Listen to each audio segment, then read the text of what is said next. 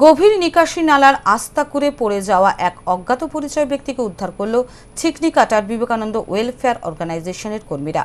পুলিশের সহযোগিতায় ভর্তি করা হলো উত্তরবঙ্গ মেডিকেল কলেজ হাসপাতালে।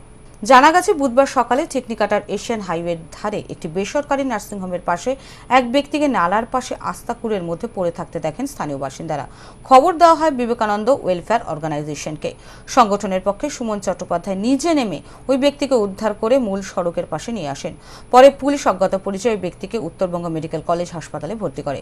উদ্ধারকারী সুমন চট্টোপাধ্যায় জানান, বছর 40-এর ওই ব্যক্তি নিজের নাম ঠিকানা বলতে পারছেন না।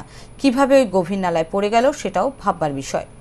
একজন ব্যক্তি গেলকালকে পড়ে গেছিলো, এটা যত সম্ভব শোনা গেল এলাকার মানুষের পাশে, সবার কাছের থেকে।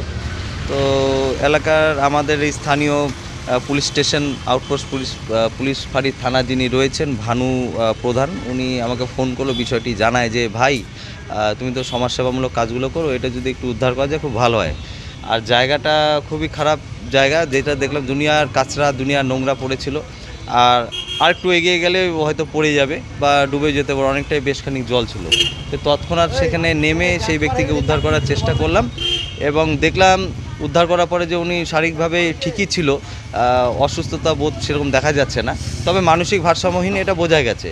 এর পরবর্তীকালে যদি সেরকম কোনো রকম তার চিকিৎসামূলক ব্যাপার নিয়ে থাকে, তো অবশ্যই তার পাশে থেকে আমরা মেডিকেল কলেজের সমস্ত পরিষেবা দেওয়ার চেষ্টা করব এবং ওনার পাশে থেকে যেইভাবে কাজ করা যায় আমরা করব। নাম পরিচয় কিছু বলবেন? না, নাম পরিচয় এখন পর্যন্ত কিছুই জানা সম্ভব হয়নি।